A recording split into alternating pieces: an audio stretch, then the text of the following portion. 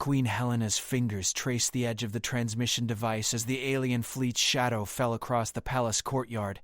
27 ships hung motionless in the crimson sky, their hulls gleaming like obsidian daggers pointed at the heart of humanity's last stronghold. The evacuation sirens had fallen silent an hour ago, leaving only the whispered conversations of her remaining council members and the steady breathing of Captain Marcus Stone, who stood 3 feet behind her left shoulder. The Zephyrian ambassador materialized on the holographic display, its elongated form rippling with bioluminescent patterns that pulsed in rhythm with its words. Queen Helena of the human territories, your species has violated the non-interference accords by expanding beyond your designated sector. Surrender is your only option for survival. Helena's jaw tightened imperceptibly. She had spent 18 months preparing for this moment, studying every piece of intelligence her networks had gathered about the Zephyrian Empire. Their technology was superior. Their numbers were overwhelming. Their track record with conquered species was brutally efficient. Captain Stone shifted his weight slightly, a movement so subtle that only Helena would notice. He was ready for whatever came next, just as he had been ready when the Martian colonies fell, when the Outer Rim stations went dark, and when Earth's defensive fleet had been reduced to scattered debris floating in the void. Ambassador, Helena said, her voice carrying the authority of 7 generations of human leadership. I appreciate your directness. However, I must inform you that humanity's response will not be surrender. The aliens' bioluminescent patterns flickered in what intelligence reports suggested was confusion. Your military assets have been neutralized. Your population centers are defenseless. What possible response could you offer that would alter the inevitable outcome? Helena turned away from the display, her emerald dress rustling as she faced the tall windows overlooking the courtyard. Below, a single figure in tactical armor was performing final equipment checks beside a transport shuttle. The figure moved with practiced efficiency, each motion deliberate and economical. I am sending one soldier, Helena announced, turning back to face the ambassador. The alien's patterns shifted to deep purple, which intelligence indicated was either amusement or disbelief. One human representative who will demonstrate why your empire should reconsider its position. The ambassador's form rippled with what appeared to be laughter. 1 soldier against 27 battleships and 40,000 Zephyrian warriors? Your species' capacity for delusion is remarkable. Captain Stone stepped forward, his hand resting on his sidearm. Helena raised one finger, a gesture so slight it would be missed by anyone not trained to read her signals. Stone froze immediately, understanding that this was not the moment for protective intervention. The soldier carries no weapons, Helena continued. No explosives, no hidden technology. Just the tools necessary for a proper demonstration of human capability. The alien's pattern shifted to bright orange. This is either madness or some primitive ritual we do not understand. Very well.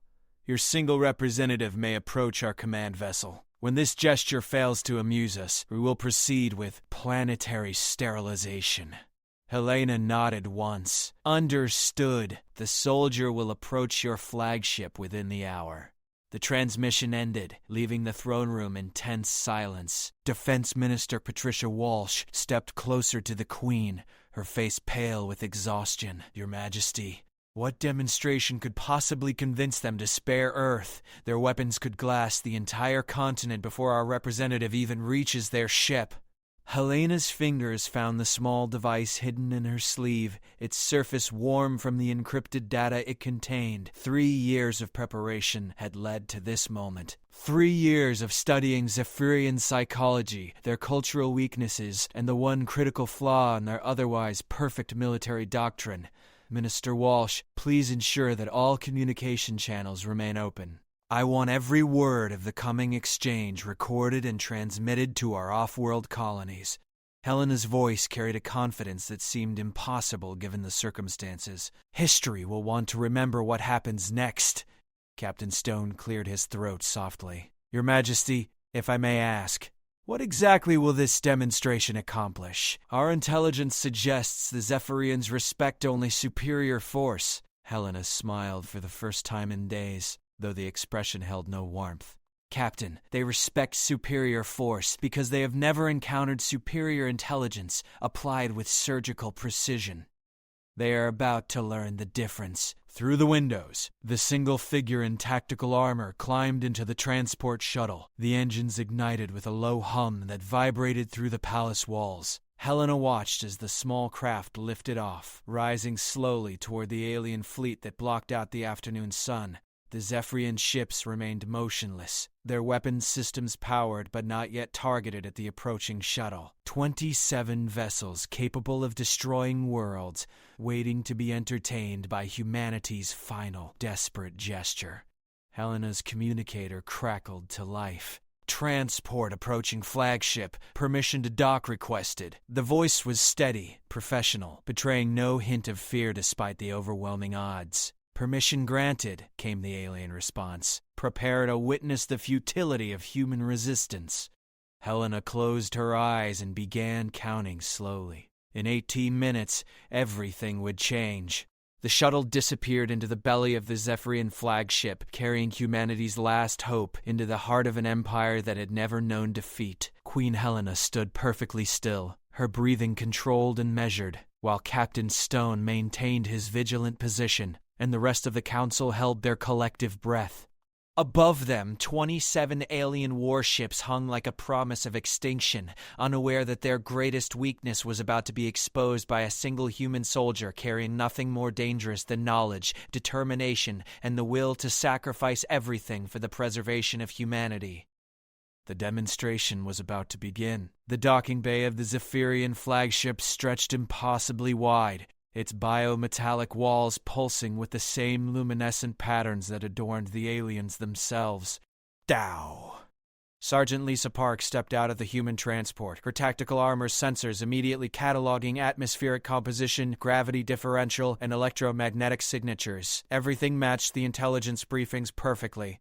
40 Zephyrian warriors surrounded the landing area, their weapon systems humming with contained energy. Each alien stood nearly 8 feet tall, their elongated limbs ending in appendages that could shift between manipulator functions and projectile weapons. Their leader approached with fluid movements that seemed to defy the artificial gravity of the ship. "Human representative," the commander spoke through a universal translator that made its voice sound like grinding stone. "State your purpose before we demonstrate the superiority of Zephyrian technology."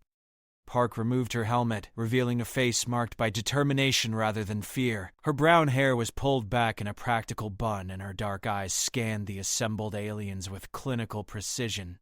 "I am here to show you something your empire has never seen, something that will make you reconsider your invasion plans." The alien commander's patterns shifted to deep red. "Impossible. Our databases contain records of every known technology in this galaxy. Humans possess nothing that could threaten the Zephyrian Empire." Park reached into her utility pouch and withdrew a small metallic cylinder no larger than a writing instrument.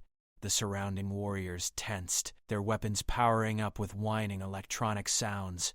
The commander raised one elongated arm and the weapons powered down. "This device contains no explosives," Park announced. "No viruses, no weapons technology of any kind. It contains only information, data that your leadership needs to see before making any irreversible decisions about humanity's fate." The commander's bioluminescent patterns flickered with curiosity. "What information could possibly alter our strategic calculations? Your species' technological development is centuries behind our own." Park inserted the cylinder into a portable display unit she had brought from her transport. Holographic images began materializing in the space between her and the alien commander. The first image showed a star chart of the local galactic sector, with human territories marked in blue and Zephyrian holdings highlighted in green. "Your empire controls 14 sectors," Park began, her voice carrying the authority of someone who had studied these patterns for years. 47 inhabited worlds, 312 resource extraction facilities. Your expansion has been methodical, efficient, and apparently unstoppable. The alien commander's patterns had shifted to bright yellow. "These facts are not secret. Continue." The display shifted to show detailed tactical analyses of previous Zephyrian conquests. Park gestured to specific data points as she spoke. Every species you have conquered followed the same predictable pattern. They relied on superior technology, larger fleets, or numerical advantages. When those advantages proved insufficient, they attempted desperate last stands that only delayed the inevitable. More images appeared showing the ruins of various alien civilizations. The Zephyrian warriors watched with what appeared to be pride as their past victories were displayed in precise detail. But here is what you missed about humanity, Park continued, manipulating the display to show a new set of data. We have been studying you for 3 years, not your technology, not your weapons, your psychology, your decision-making patterns, your cultural blind spots. The commander stepped closer, its patterns now fluctuating between yellow and orange. Explain. Park smiled grimly. Your empire has one critical weakness that no previous opponent has ever exploited. You have never faced a species that understood the true source of your power. The display showed a complex organizational chart of the Zephyrian government structure. At the center was a single entity marked with pulsing red indicators. The Eternal Counselor, Park said, your supreme leader for the past 800 years. The one intelligence that coordinates all military operations, all expansion decisions, all strategic planning. Your entire empire depends on a single point of failure. The alien commander's patterns turned deep purple. The Eternal Counselor is protected by security measures beyond your comprehension. No external force can reach the sacred nexus. Park nodded. External force, yes. That's exactly what your security is designed to repel. Physical attacks, military invasions, technological infiltration. But you never prepared for something much simpler. She manipulated the display again, showing communication logs, data streams, and transmission patterns. The Eternal Counselor makes decisions based on information provided by field commanders. Information that flows through predictable communication channels. Information that can be influenced. The commander's massive form seemed to stiffen. You speak of information warfare. Our data streams are encrypted beyond your ability to penetrate. Not penetrate, Park corrected. Enhance. The display showed a new image, a real-time view of the Zephyrian homeworld. The sacred spires of the capital city were clearly visible along with the massive biomechanical structures that housed the Empire's leadership. But something was wrong. The atmospheric readings showed chemical compositions that should not exist. Energy signatures that defied explanation. What you are seeing is happening right now, Park announced. While your fleet has been positioning itself to destroy Earth, my government has been implementing a 3-year plan to demonstrate humanity's true capabilities. The alien commander's patterns were now cycling rapidly through the entire visible spectrum. This is fabricated. A digital construct designed to create fear. Park gestured to her transport shuttle. Check your communications with the homeworld. Send a message to the Eternal Counselor. Ask for confirmation of these readings. The commander issued rapid commands in its native language. Other aliens moved to communication stations throughout the docking bay. Seconds stretched into minutes as they attempted to establish contact. Homeworld communications are experiencing interference, one of the technicians reported. Signal degradation is increasing. Park's expression remained calm. The interference is not random. It's precisely calculated to demonstrate that humanity has capabilities your empire never considered. We don't need bigger weapons. We don't need more ships. We just need to understand our opponents better than they understand themselves. The commander turned back to Park, its patterns now a steady, threatening red. If you have somehow compromised our communications, this act of sabotage will only accelerate your planet's destruction. It's not sabotage, Park replied. It's a demonstration. Everything happening to your homeworld communications can be reversed within minutes. Consider it a preview of what humanity is capable of when we apply intelligence instead of brute force. A new alarm began sounding throughout the Zephyrian flagship. The commander's patterns turned white, which intelligence reports indicated was the alien equivalent of shock or disbelief. What are your terms? The commander asked, its translator struggling to convey the complexity of alien emotions behind the question. Park smiled. I thought you'd never ask. Now we could begin the real conversation. The docking bay fell silent except for the ambient hum of alien technology and the subtle sound of everything changing. Queen Helena's hands remained steady as she watched the tactical display in the palace command center. The Zephyrian fleet had not moved, but something had changed in their formation. The ships were no longer maintaining aggressive positioning. Instead, they had shifted to what military analysts classified as defensive confusion. Captain Stone stood beside her, monitoring communication channels with practiced efficiency. 6 other members of the Emergency Council occupied stations around the circular room, each focused on different aspects of the unfolding situation. The air felt electric with tension and possibility. Your Majesty, Communications Director Frank Martinez announced from his station. We're receiving a transmission from the Zephyrian flagship. They're requesting formal diplomatic contact. Helena's expression remained neutral, though Stone noticed the barely perceptible relaxation in her shoulders. 3 years of planning had led to this moment, and the first phase was proceeding exactly as anticipated. Open the channel, Helena commanded. Full diplomatic protocol. The holographic display activated, showing the interior of the alien flagship. Sergeant Park stood beside the Zephyrian commander, her tactical armor reflecting the bioluminescent lighting of the alien vessel. The commander's patterns were cycling through what intelligence suggested was a mixture of respect and wariness. Queen Helena. The alien commander spoke through its translator. Your representative has presented information that requires careful consideration. We request a temporary cessation of hostilities while the Eternal Counselor reviews new tactical parameters. Helena stepped forward, her emerald dress a stark contrast to the military efficiency surrounding her. Commander, humanity appreciates your willingness to engage in dialogue. However, I must point out that no hostilities have actually commenced. Your fleet remains in human space without permission, but no shots have been fired. The aliens' patterns shifted to deep blue. Your representative has demonstrated capabilities that were not included in our intelligence assessments. This changes the strategic equation. Indeed it does, Helen agreed. Sergeant Park, please provide a full report on your demonstration. Park's voice carried clearly across the communication link. Your Majesty, the Zephyrian Empire operates under a centralized command structure that creates both strength and vulnerability. I have shown them that humanity has developed techniques to interact with their information systems in ways they never anticipated. Defense Minister Walsh leaned forward in her chair. Sergeant, are you saying that we have successfully penetrated their security? Not penetrated, Minister. Enhanced. We have found ways to improve the efficiency of their communication networks while demonstrating our ability to influence information flow if necessary. It's the difference between breaking down a door and being invited inside. The Zephyrian commander's patterns had stabilized to a steady orange glow. Your species appears to excel at indirect approaches to problem solving. This was not anticipated in our conquest protocols. Helena smiled diplomatically. Commander! Humanity has always believed that the most elegant solutions come from understanding rather than overwhelming force.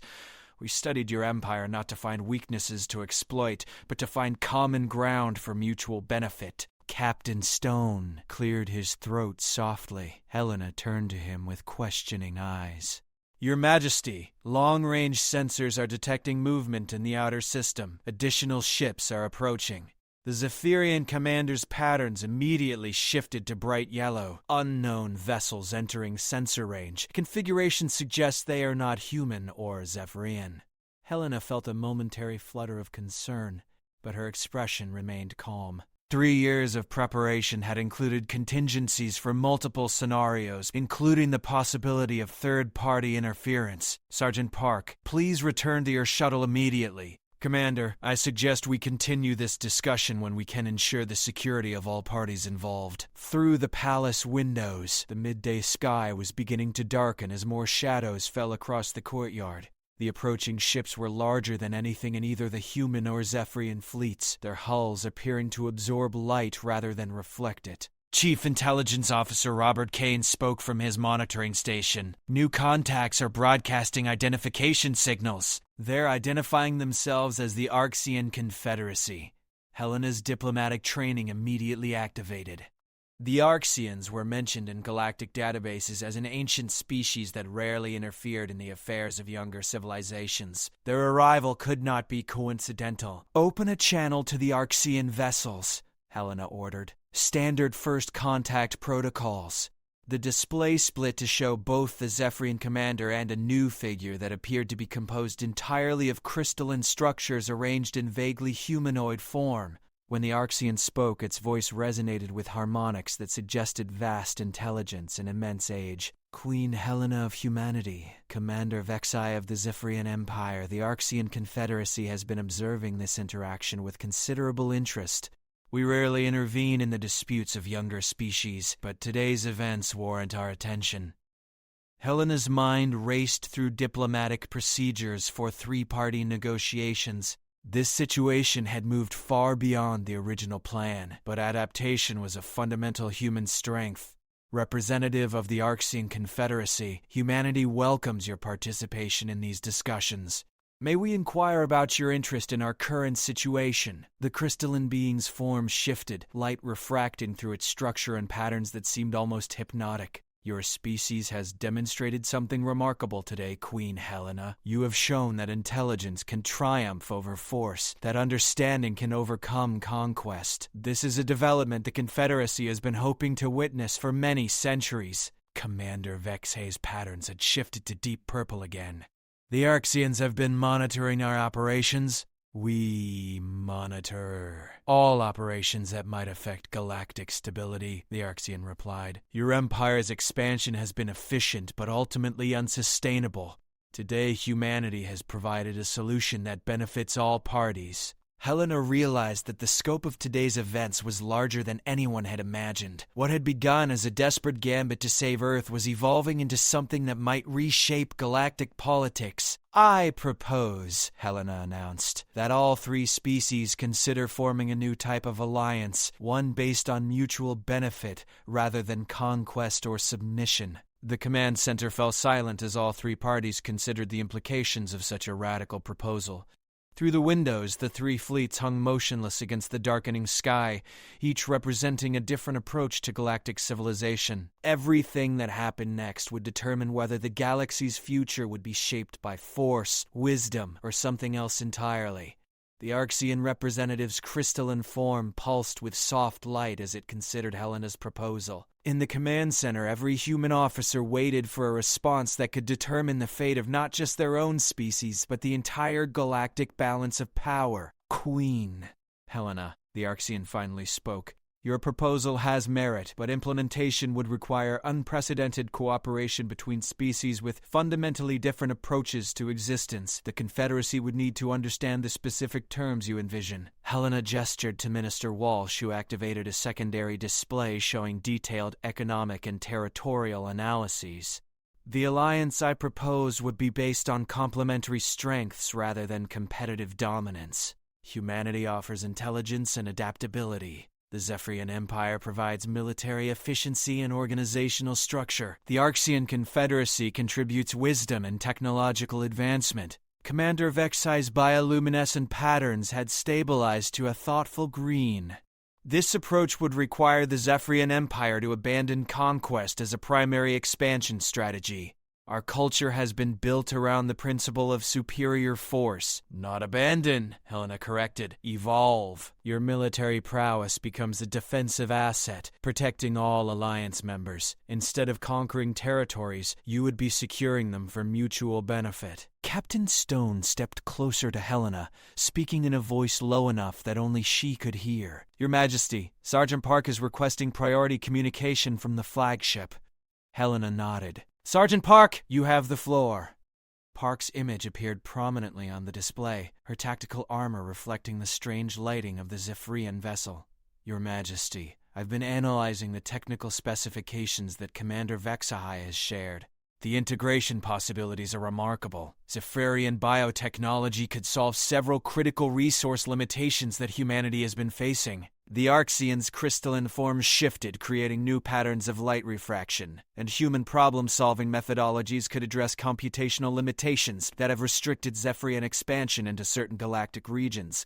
Commander Vexai raised one elongated appendage. These benefits assume that cultural integration is possible. The Zephyrian Empire has never participated in cooperative ventures with other intelligent species. Helena had anticipated this objection. 3 years of cultural analysis had revealed potential solutions to exactly this problem. Commander, cooperation doesn't require cultural assimilation. It requires respect for different approaches to achieving common goals. She manipulated the display to show a new organizational structure. 3 separate governing bodies connected through shared resources and communication networks, but maintaining their individual cultural identities. Each species maintains sovereignty over their existing territories and internal affairs. Joint ventures are managed through consensus, with each member having veto power over operations that affect their fundamental interests. Defense Minister Walsh leaned forward. Your Majesty, what about existing conflicts? The Zephyrian Empire has conquered territories that other species might claim. This was the critical moment Helena had been preparing for. The answer would determine whether the alliance was possible or whether the current standoff would simply resume. Existing territorial disputes would be addressed through a transition period, Helena announced.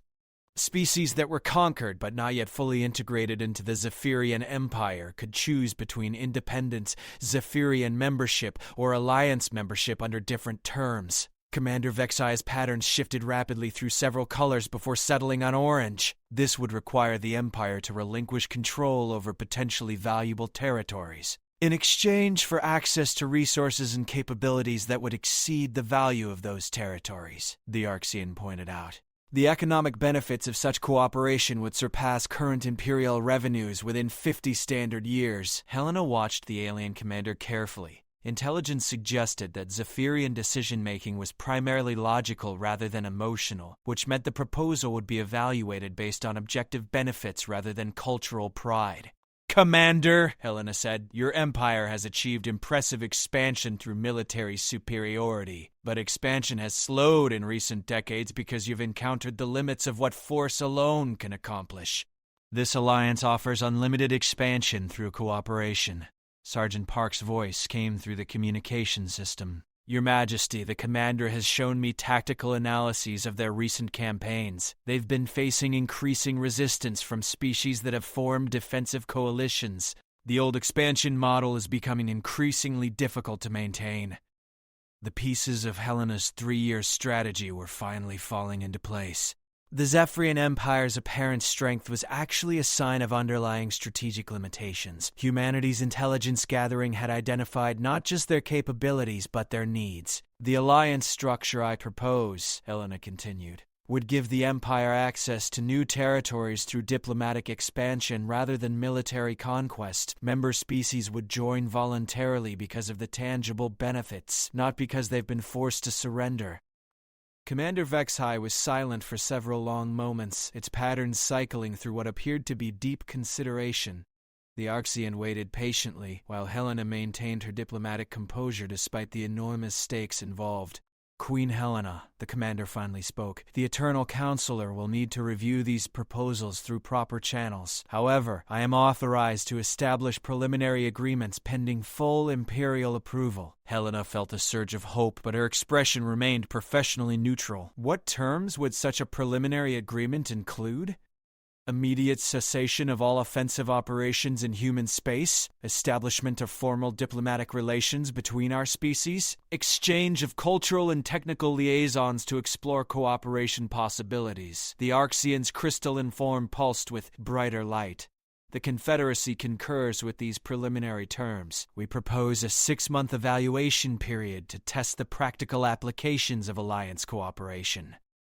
Helena looked around the command center, meeting the eyes of each council member. This moment would be remembered as either humanity's greatest diplomatic triumph or the beginning of an even more complex set of galactic challenges. On behalf of humanity, Helena announced, I accept these preliminary terms. Let the record show that today marks the beginning of a new approach to galactic civilization. Through the palace windows, the 3 fleets began moving into new formations. Not the aggressive postures of impending conflict, but the organized patterns of cooperation and mutual defense. The demonstration was complete, but the real work was just beginning. Psst! 6 months later, Queen Helena stood in the observation deck of Harmony Station, humanity's first joint construction project with their new allies. The massive structure orbited at the gravitational balance point between Earth and the Zephyrian forward base, its biomechanical architecture representing a fusion of human engineering principles and alien technology. Through the reinforced transparent aluminum viewports, she watched as construction crews from 3 different species worked together to install the final components of the station's central communication array. Human engineers directed the overall project, while Zephyrian biotechnicians integrated living systems and Arxian specialists provided computational oversight that ensured perfect harmony between organic and artificial elements. Captain Stone approached carrying a data tablet that contained the quarterly progress reports. His expression showed satisfaction mixed with the cautious optimism that had characterized human leadership throughout the Alliance's early phases. "Your Majesty, the numbers exceed all projections. Trade volume has increased by 400%.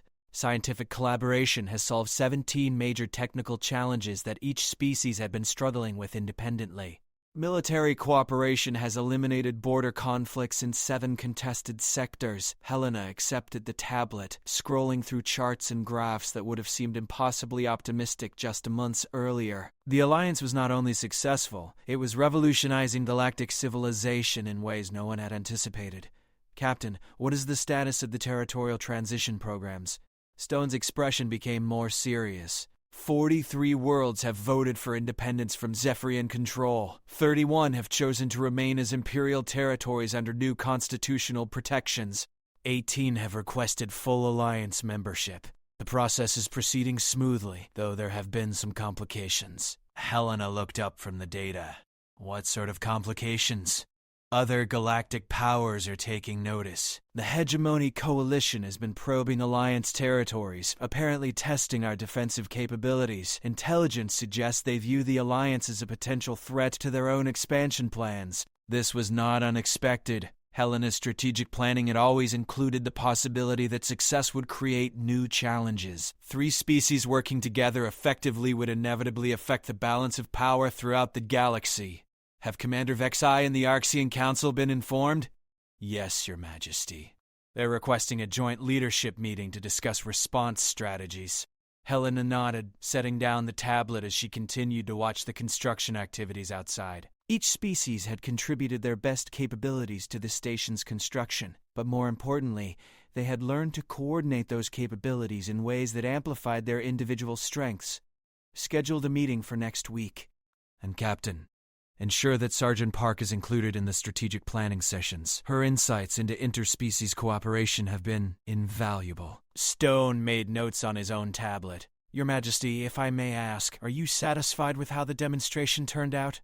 Helena smiled, remembering the tension of that afternoon when humanity faced extinction from an overwhelming alien fleet. The plan had worked better than anyone had dared to hope, but its success had created responsibilities that none of them had fully anticipated. "Captain, 6 months ago we were desperately trying to save Earth from conquest. Today we're helping to reshape galactic civilization. I would say the demonstration exceeded expectations. The communication system activated with the distinctive harmonics of an Arxian transmission. The crystalline representative appeared on the holographic display, its form now familiar and somehow reassuring. Queen Helena, the Confederacy has completed our analysis of recent hegemony activities. We believe it is time to expand the alliance structure to include additional species. Several civilizations have expressed interest in membership. Helena felt the weight of galactic leadership settling on her shoulders. What had begun as a desperate gambit to save one world was evolving into something that could determine the future of intelligent life throughout the galaxy. How many species are we discussing? Preliminary interest has been expressed by 12 different civilizations. 5 have submitted formal applications for Alliance membership. The growth rate suggests that within 10 years, the Alliance could represent a majority of intelligent species in this galactic region. Captain Stone looked up from his notes. Your Majesty, managing an alliance of that size would require governmental structures that don't currently exist. Helena walked to the viewport. looking out at the vast construction project that represented cooperation between three very different approaches to existence. Human creativity, Zephyrian efficiency, and Arxian wisdom had combined to create something unprecedented. Captain, 6 months ago we thought it was impossible for three species to work together effectively. Today we're discussing 15. Perhaps the real demonstration was not that humanity could avoid conquest, but that intelligence and cooperation could replace force and conquest as the driving principles of galactic civilization. The Arxian's crystalline form pulsed with warm light. Queen Helena, your species has initiated changes that the Confederacy has been hoping to see for millennia. The galaxy is becoming a more peaceful and productive place because humans chose wisdom over weapons. Commander Vexai's image appeared on a secondary display, the Zephyrian leader now permanently stationed at the Alliance Coordination Center. Queen Helena, the Eternal Counselor, has authorized me to inform you that the Empire considers humanity to be the most strategically valuable ally in our recorded history. Your species' approach to problem-solving continues to exceed our computational models. Helena felt a deep sense of satisfaction, but also awareness of the enormous responsibilities that lay ahead. The demonstration had ended the threat to Earth, but it had also begun something much larger and more complex. Commander, Ambassador, we have proven that cooperation can be more powerful than conquest. Now we must prove that such cooperation can be sustained and expanded without losing the principles that made it successful in the first place. Through the viewport, the final components of the communication array clicked into place. Harmony Station was now fully operational, capable of coordinating activities across dozens of star systems and facilitating cooperation between species that had never imagined working together. The demonstration had become a revolution, and Queen Helena realized that humanity's greatest adventure was just beginning. As the station's lights came online, casting new patterns of illumination across the construction zone, three fleets that had once faced each other as potential enemies now flew in perfect formation, their ships representing not the threat of war but the promise of a galaxy where intelligence, cooperation, and mutual respect could triumph over fear, conquest, and domination. The soldier Helena had sent had returned safely to Earth, but the mission she had begun would continue for generations, expanding outward from this single moment when humanity proved that sometimes the greatest victories come not from the strength to destroy enemies, but from the wisdom to transform them into allies.